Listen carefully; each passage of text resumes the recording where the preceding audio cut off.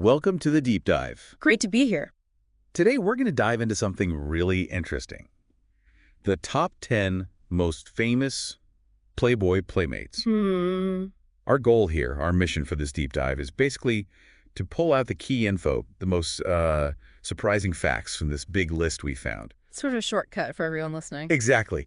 Gets you clued in on these iconic women and their stories. Okay, let's unpack this, because this list, it really goes way beyond just the magazine covers, doesn't it? Reveals some complex stories, some real legacies. Absolutely. It's fascinating how people step into that spotlight. Yeah. And their fame just takes these twists and turns, sometimes in ways you'd never predict. Right. We're going to start with number 10. And I think you'll see right away how different these paths ended up being. Yeah, it's really striking when you look at them together. They all started kind of similarly on that platform. Playboy, yeah. But where they went after that, hugely diverse. You see different kinds of success, different struggles, sometimes real tragedy, too. It's about how they navigated that very public life. Okay, so kicking us off, number 10, Shanna Moakler. Right. Playmate of the Month, December 2001. She was actually a former Miss USA before that. Had that background. But probably became most famous for that very public on-again, off-again thing with Travis Barker from Blink-182. Oh, yeah, that was huge. And the MTV show Meet the Barkers. Exactly. Their whole life was right there on TV. She's had, a decent career in TV and movies since. So, yeah, it has. But the observation was maybe she's still sort of better known as the hotter half of the Barkers. It's interesting, isn't it, how fame gets tied up in a big relationship like that? It really is. And with Shanna, it's also about that specific moment in time, Yeah. Early reality TV. Ah, good point. It really turned private lives into, well, public entertainment. And sometimes that meant your identity got stuck to your partners in people's minds, maybe permanently. The media landscape really shapes how we see celebrities long term. Okay, moving to number 9. Jane Mansfield. A classic. Playmate of the Month, June 63. Also appeared way back in February 55. She was like the ultimate 50s and 60s sex symbol, right? A sort of bustier version of Marilyn Monroe, as our source puts it. Definitely that bombshell image. Very confident, knew how to use her ample chest assets for attention, as they say. Yeah, had that self-deprecating wit, too. She was smart about her image. Career in movies, TV, even music. But tragically. Yeah, tragically, her life was cut short. Only 34. Died in a really horrific car crash. Oh. And here's where it gets really interesting, or maybe insightful is a better word, because of how she died. Right, the underride accident. Exactly. Every big rig, every semi-tractor and trailer in the U.S. now has to have an underride guard at the back. And it's literally called the Mansfield Guard, named after her. Wow.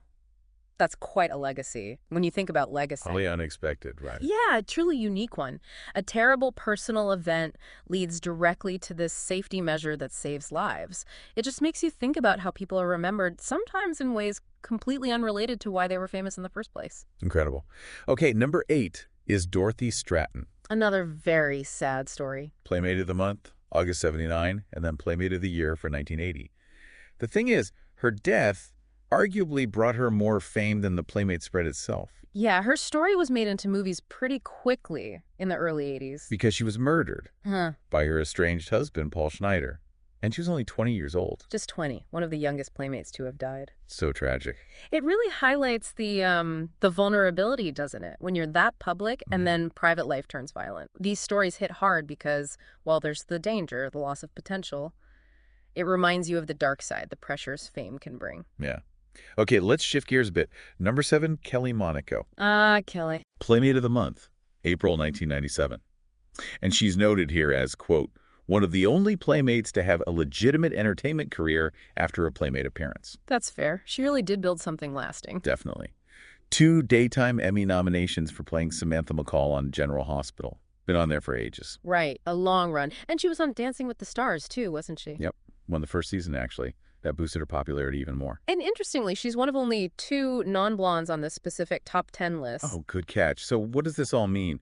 I guess she really did forge her own path, separate from the initial Playboy fame. Absolutely. She used it as a launch pad, but clearly had the talent and maybe the savvy to build a real acting career. Okay, number 6, Jenny McCarthy. Jenny, Miss October 93, Playmate of the Year 94. Described as a voluptuous vixen, but maybe better known for her crash sense of humor. Yeah, very bold, very out there comedy style.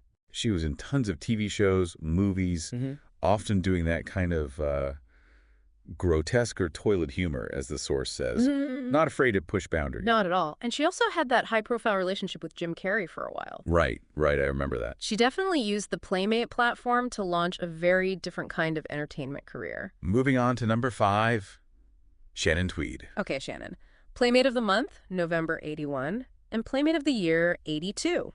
Probably most famously known now for her very long relationship with Gene Simmons of Kiss, right? Yeah. Since like 1985. Decades, yeah. And that reality show, Gene Simmons' Family Jewels, definitely put her back in the public eye in a big way more recently. But before that, she actually had quite a career as an actress herself. She did, especially in erotic thrillers. That was kind of her niche for a while. Yeah, she was pretty well known for those back in the day. So another case of fame evolving over time, different chapters. Exactly. Okay, number 4, Betty Page. Betty. Now she's fascinating. Appeared in Playboy just once, January 1955. But she was this huge pinup star in the 50s and 60s, known for, well, risque and often fetishistic pictorials. Very distinctive look. And the amazing thing is, she developed this massive cult following long after her Playboy appearance, long after she stopped modeling, really. Why do you think that is? The source mentions her stunningly coy smile and ample figure. It's more than just that, I think. It's the whole persona, the aesthetic. It just captured something. Timeless, maybe, a certain kind of playful innocence mixed with something edgier. Yeah, her photos have been reproduced endlessly, right? On posters, T-shirts, everything. Idolized in movies, comics. Totally. Her cultural impact is kind of unique. She became this icon, representing something specific that resonated across decades, often in like counterculture scenes. It shows how certain images, certain figures can just take on a life of their own way beyond their original context. Really interesting. Okay, top 3. Number 3 is Pamela Anderson. Probably no surprise she's high on the list. Right. Playmate of the Month, February 1990. Definitely one of the most famous playmates, especially in the last few decades. Instantly recognizable. Known almost as much for, well, the source says her ballooning and deflating chest, as for her marriages to Tommy Lee and Kid Rock. Yeah, her physical transformation was very public. The source notes she appeared as a brunette in that first 1990 spread. Then came the bleached blonde hair, the augmentation. And then, boom, Baywatch. Those flotation devices, as the source cheekily calls them, became iconic. Absolutely launched her into superstardom. And she holds the record, right? Most Playboy covers ever. 12 times. More than anyone else. That's huge. And she's also known now as a big animal rights advocate, a defender of furry friends. Another dimension to her public persona. Okay, number 2, Anna Nicole Smith. Wow. Yeah, what a story. Miss May 1992, Playmate of the Year 1993. Started out as this fuller-figured model, apparently looked up to Marilyn Monroe, our number 1. Right, she had that Guess campaign, too, which was huge for her early on. Then came the marriage to the Texas oil billionaire, J. Howard Marshall. He was much, much older. That really changed everything, didn't it? The public perception started to shift. Yeah, the source mentions her credibility and image decline, talks about weight gain, and then the massive court battle over his inheritance after he died. Went on for years. Right up to the Supreme Court, I think. And she became famous all over again, but in a different way, as one of those archetypal train wrecks of celeb reality TV with her own show. Yeah, it was hard to watch sometimes, very raw. The headlines focused on her size, but apparently the source notes, not her addiction to substances. Which ultimately led to. Yeah, the final twist. She dies of an accidental drug overdose. And then there's another huge court battle over custody of her baby daughter, Danny Lynn, and her hefty inheritance. Just layer upon layer of tragedy and legal drama. It's such a potent story about the pressures of fame, how narratives flip. From success to struggle. Exactly. And how the public gets drawn into these very personal tragedies playing out on a huge stage. Her story might, as the source suggests, kind of forever live in infamy as an example of what not to do with a modeling career, which is harsh, but maybe captures some of the cautionary element. It's a tough one. Okay, and that brings us to number 1. The icon. Marilyn Monroe, the blonde bombshell. Playmate of the Month, December 1953. The very first one. But here's the key thing, right? Those famous pictures in Playboy.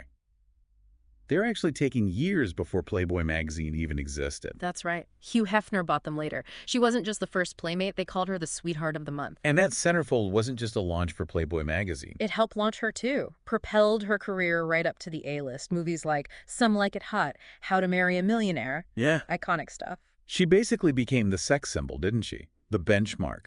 The woman other models tried to be like. The proverbial yardstick. Absolutely. Embodied that Hollywood glamour. And her personal life was just as high profile.